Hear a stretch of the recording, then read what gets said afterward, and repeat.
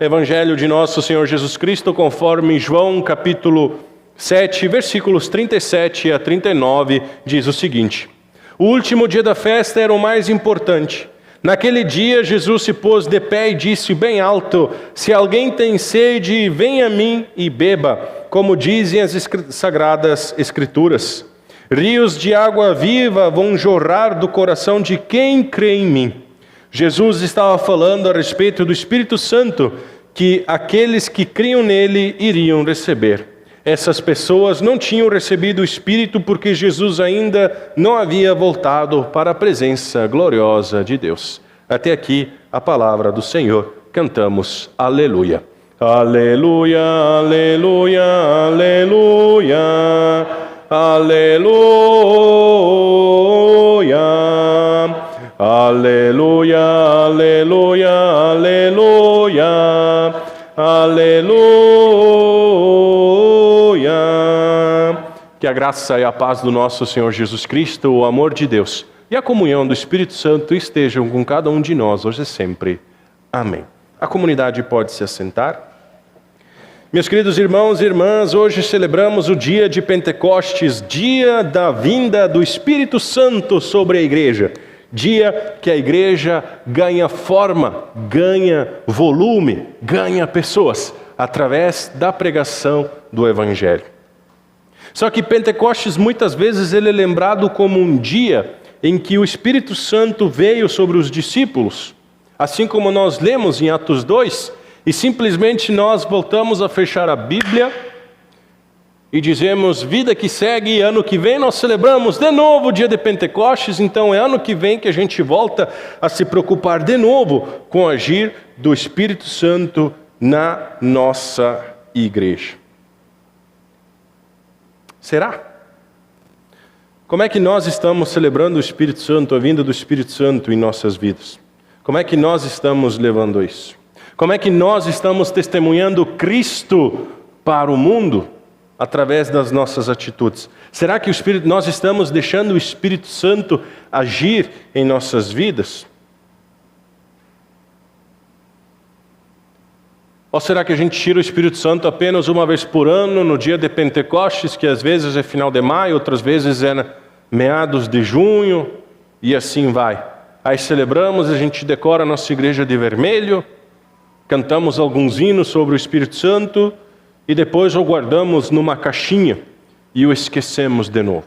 E deixamos a nossa razão falar mais alto do que a própria voz que vem de Deus.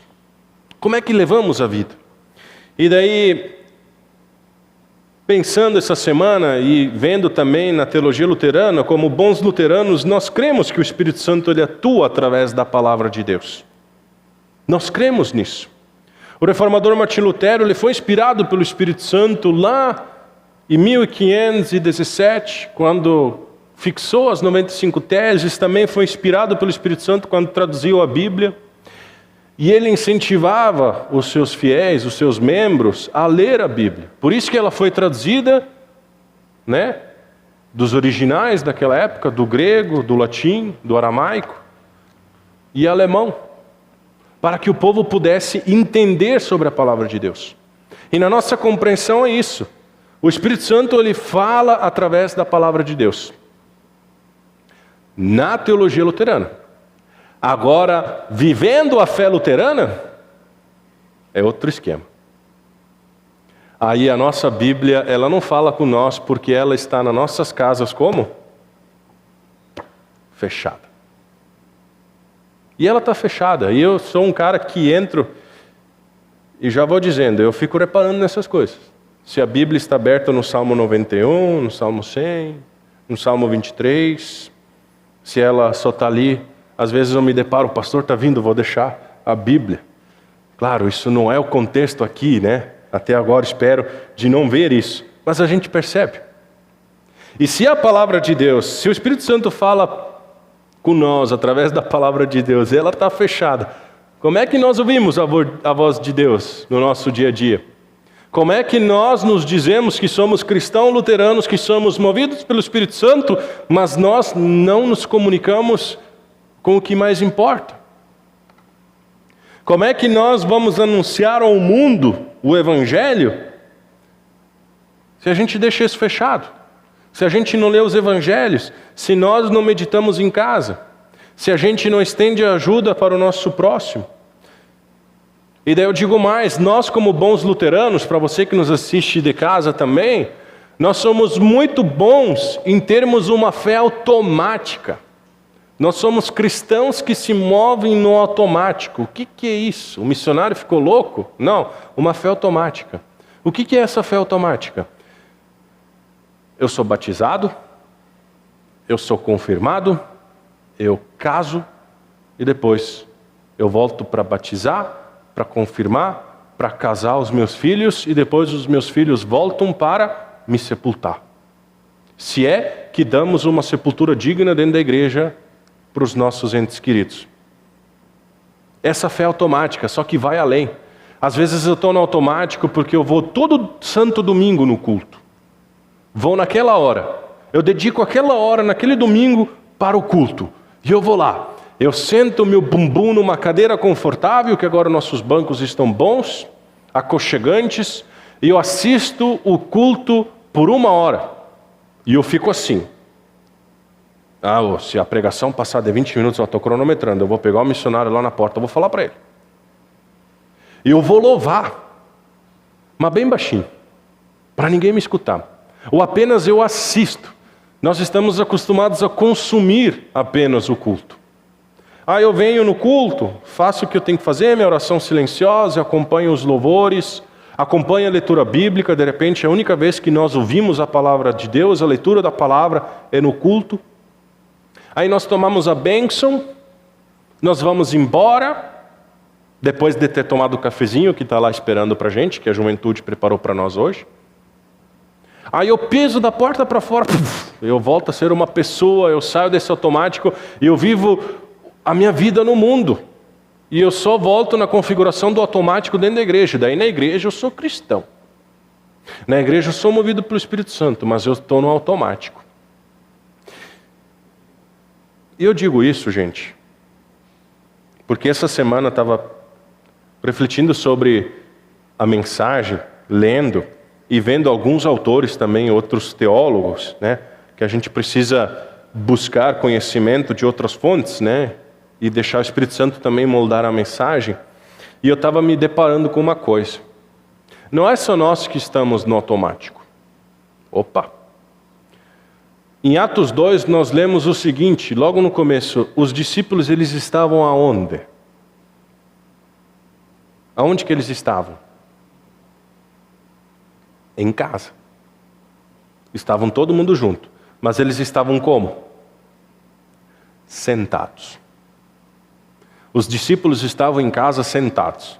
Aí eu li aquela parte, aquele versículo, falei, eu estava no escritório, no ar-condicionado, tomando meu chimarrão, lendo e comparando as coisas, mas eu também estou sentado. E agora? Eu também estou sem fazer nada, eu também estou no automático, então?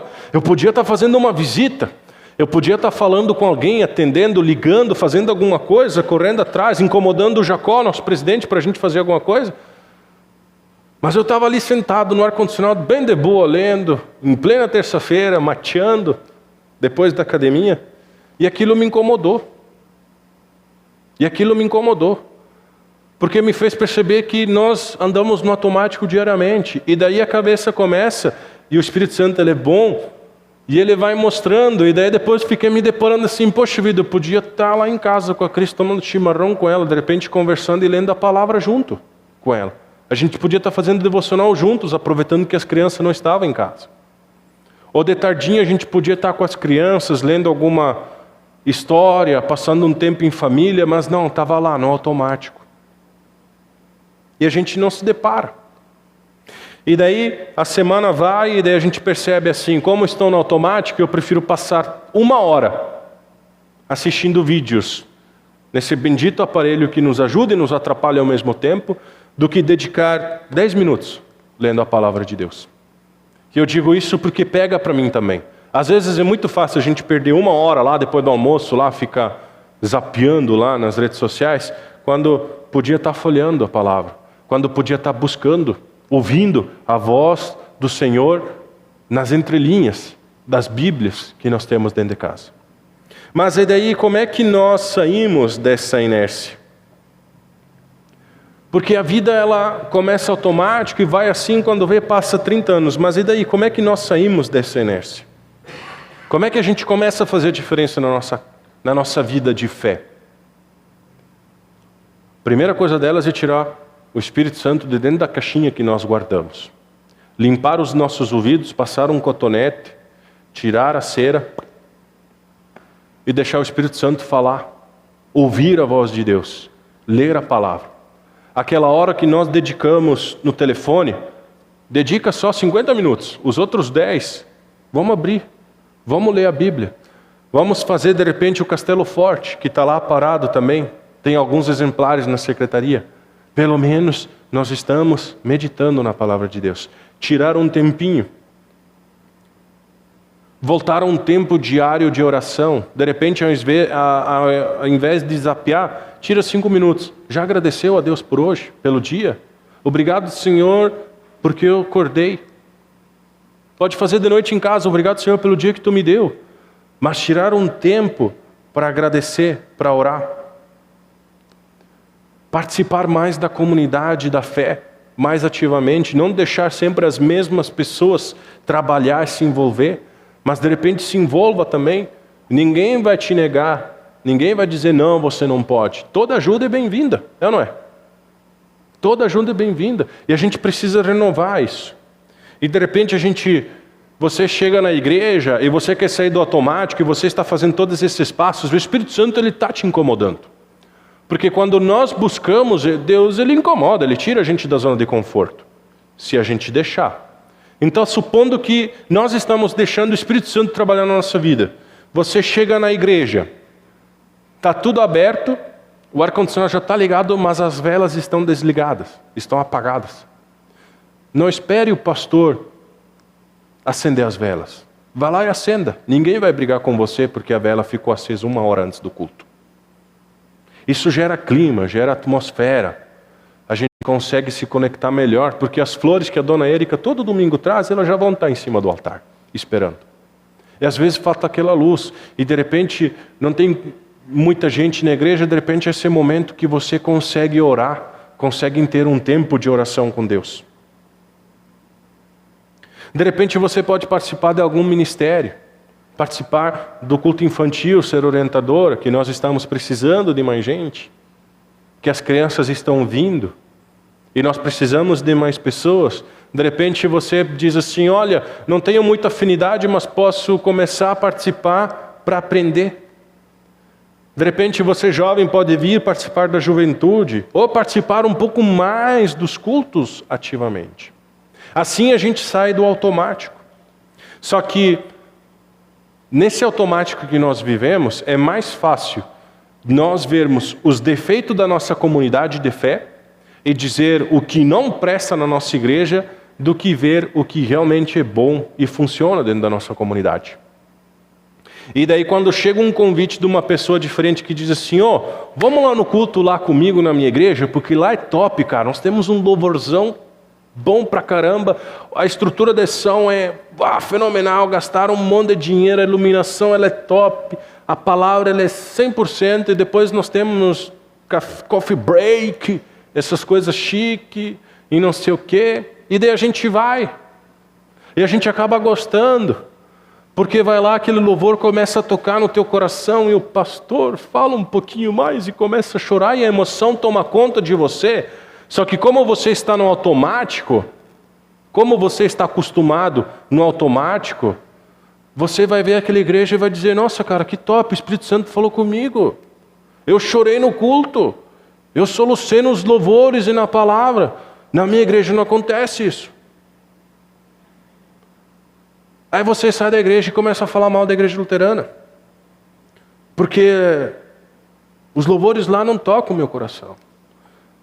O pastor fala coisas que me incomodam, então não quero mais, eu não quero me incomodar. Então eu vou cair fora. Vou nessas igrejas que me atraem, que faz sentido com o meu estilo de vida. E daí, como você não servia na tua igreja porque vivia uma fé automática, agora nessa outra comunidade você começa a participar do grupo de louvor, você começa a participar do grupo de jovens, você começa a participar dos estudos, porque todo mundo te incentiva e vai dizer assim: ah, eu não sei fazer, mas eu posso aprender. Mas faz isso na igreja nova. Porque na igreja que você vem, você está no automático e não consegue mais perceber isso. Só que ao mesmo tempo você vai perceber que de repente nessa nova igreja, não querendo falar mal, mas eles vão estar usando o teu tempo todo, vão te sugar até você se desgastar. E depois você vai se lembrar: poxa vida, eu podia estar fazendo isso na comunidade que me despertou na fé, na comunidade onde eu cresci, na comunidade onde meus pais investiram e construíram, na comunidade onde os meus avós foram líderes. Eu podia estar lá também. Só que muitas vezes isso acontece quando você está lá fora. E nós precisamos disso aqui e agora. Sair desse automático, viver essa fé, deixar o Espírito Santo falar o teu coração e agir. É tempo de arregaçar as mangas e suar a camisa e fazer acontecer. E fazer acontecer. E ao invés de falar mal da tua igreja para os vizinhos e para a tua família, começa a falar bem. Olha, o pastor não é tão gente boa assim, aquele careca barbudinho lá. Até tatuagem ele tem. Mas assim, o cafezinho ele é quente depois do culto. Ah, a igreja não tem muito a oferecer, mas a nossa festa ela é boa. Ah, mas nós temos culto infantil, pelo menos temos uma coisa que presta, o culto infantil. Vem no culto, traz a tua família. Ao invés de reclamar, fale bem. Convide as pessoas que estão do teu lado. Convide os teus vizinhos. Porque para tomar chimarrão e jogar canastra, a gente convida Deus e o mundo. Mas para vir participar do culto, não, é só a minha igreja. Você não pode participar. Vamos fazer isso.